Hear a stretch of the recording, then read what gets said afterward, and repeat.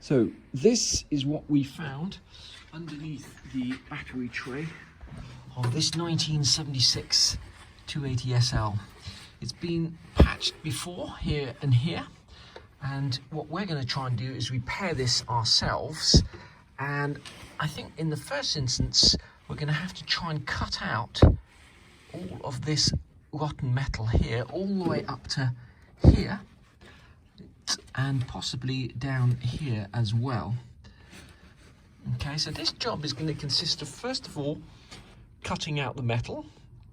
Secondly, possibly refabricating these pieces here and here, which are rusted out, and then refabricating a piece to fit in here. Would cut sheet metal is with a angle grinder with a cut-off disc. Now these cut-off discs come in a variety of thicknesses. This is a 0.8mm cut-off disc, which is about the thinnest you can get, and the thinner the cut-off disc, the less material will be removed when you're using to cut. Now this is perfect for cutting body panels and thin sheet metal.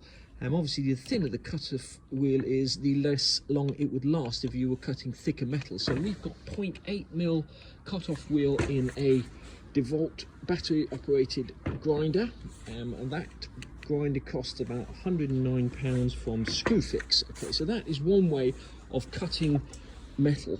Okay, if you've got, say you wanted to cut out a section in your car, maybe in your front footwell or something like that, angle grinders, especially with a disc that big, are going to be very difficult to accurately cut that out. They're not very good for cutting off interior bits of metal. They're perfect for cutting off straight long sections like that. So what we're going to do is we're going to have a go at using a different type of tool, which is this thing here that just fits into a standard drill. And this is a cheap and cheerful one of these from eBay. I'm not sure what the official name for it is, but it costs £20 from eBay. And this is going to allow us to not only make straight cuts, but also cut intricate shapes from the center of metal as well. And I'm just going to start off by demonstrating both of these ways of cutting. This one here is awkward, difficult, noisy, and creates a whole load of sparks. By comparison, this is super duper simple and will allow you to cut out intricate parts of your car without sparks.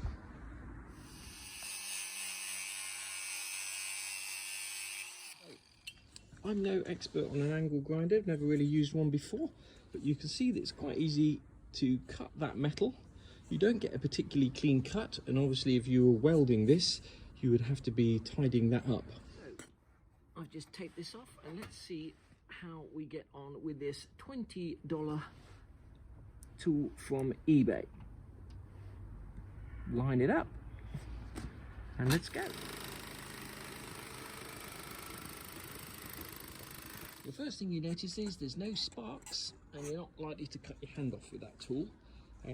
As I said, I've never used this tool before, so you can see that my first line was all over the place. The second line was actually relatively straight, and there's no burrs on there at all,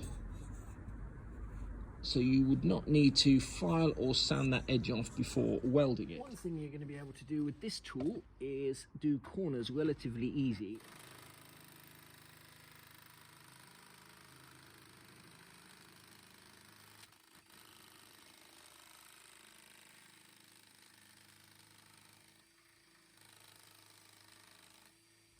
So you can see that this does take out quite a bit of metal, but in terms of going around corners and sharp bends, it's there's probably no other tool like it, and for £20 I have to say I'm quite impressed at that. So let's see if we can now use this tool to cut out some sections from the actual car. I didn't realise it at first, but this cutter here is double-sided, and both sides are slightly different. This side here is a fixed side, so this is the side that you would use for cutting straight edges, and this is the side you would use for cutting around corners and making circles.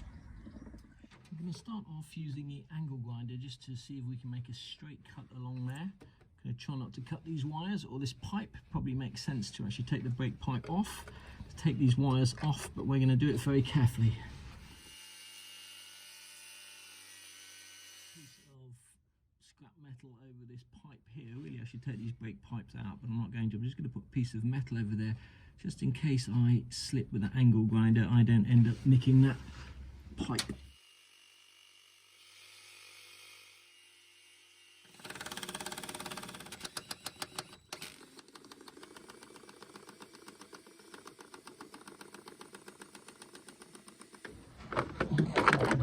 Grinder, and that other cutting tool, we finally managed to cut through this, so we can now lift this up and have a look at the extent of the holes below, which is quite substantial.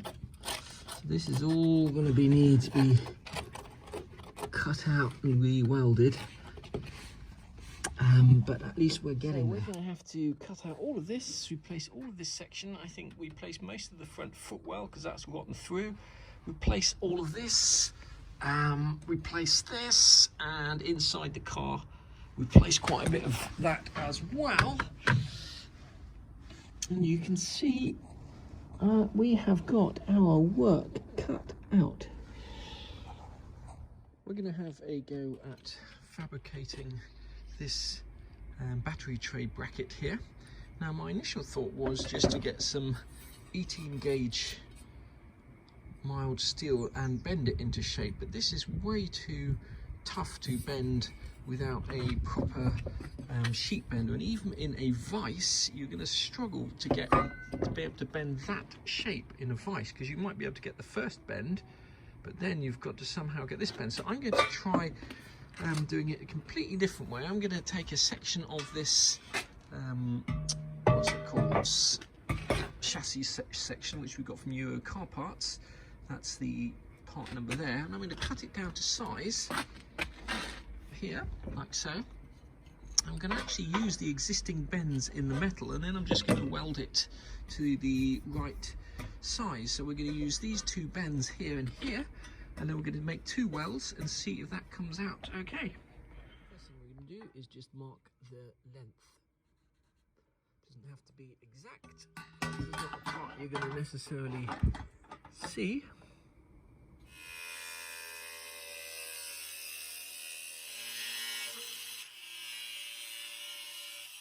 Okay, so now we've got a piece that's the right length, and all we need to do now is just mark off the inside here. We're going to cut this here with an angle grinder.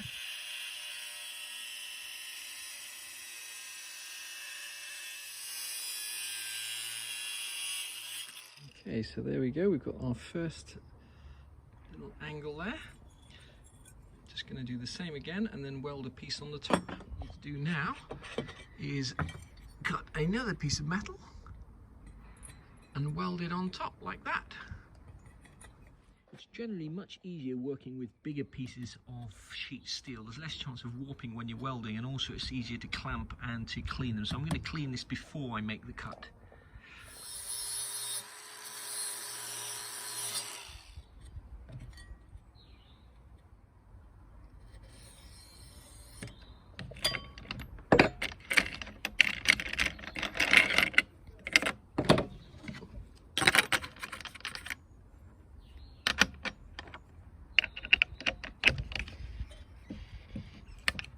Okay, so I've just clamped this to this table. This is just clamped down here, and we're just going to tack weld it here and here to see if we can hold it in place.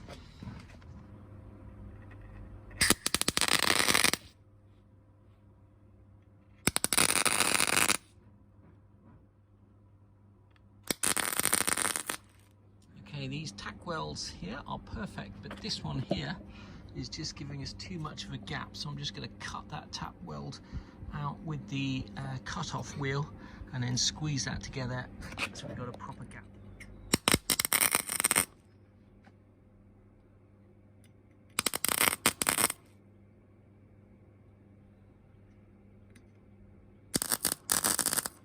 Fine, I made a slight mistake here on this one here where I held the welding torch on the metal just fractionally too long and ended up blowing a hole in it, as you can see there, but no problem, we can just fix that. Clamp this back on here and cut this piece off and weld the other piece on.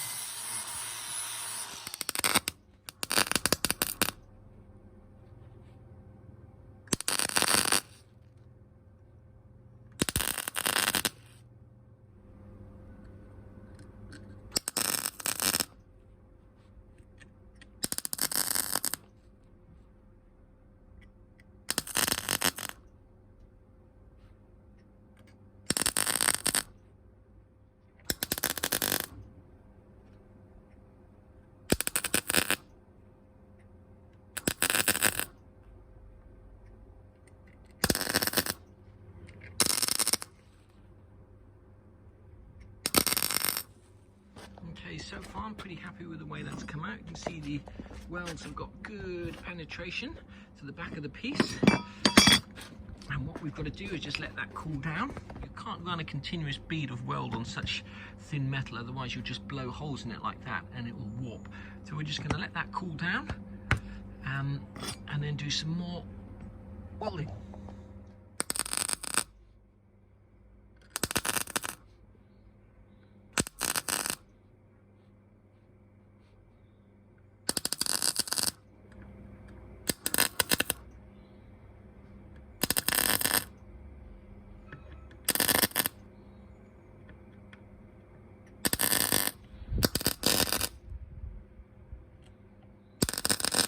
All the gaps filled in now. We're going to grind that all down flat and see what holes we've still got left in. Just weld those holes up and then we can drill the 2 screw holes and either tap them or weld nuts on the bottom and then paint that, and that'll be ready to go.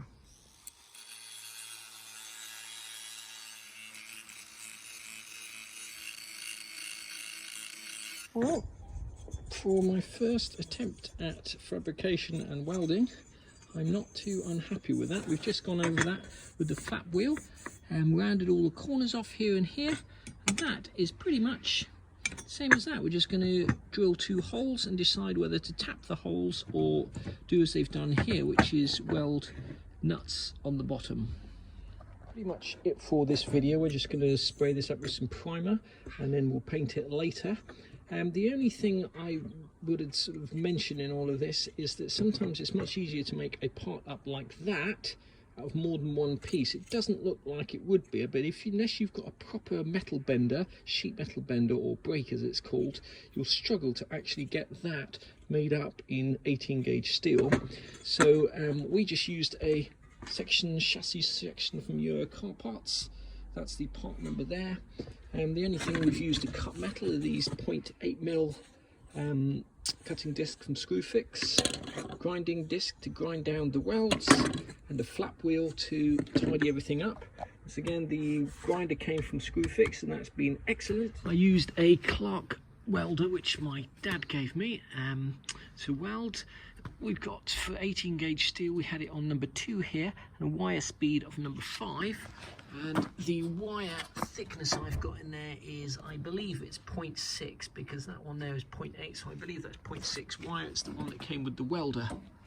Just using a CO2 gas just on number 3. Come with everything you need to start, including a mask, but these masks that come with are absolutely rubbish because you can't see anything through there. Whereas what I did was went out and bought myself a decent mask with a huge viewing area, and this particular mask has got a screen in it which is an auto darkening screen, so as soon as you start welding the screen darkens. It's also got a grind function there which you can use it for grinding, and we were used on the 9 to 13 setting for MIG welding, but that mask cost about £60 from Amazon. Is absolutely excellent. The next video is going to be all about fabricating sheet metal and making up the bits that we need to repair this 280 SL, both the front footwell, the section underneath the battery tray, and also the front wheel arch. We bought a pack of 5 extra thin metal cutting discs from Toolstation, cost us £6.98.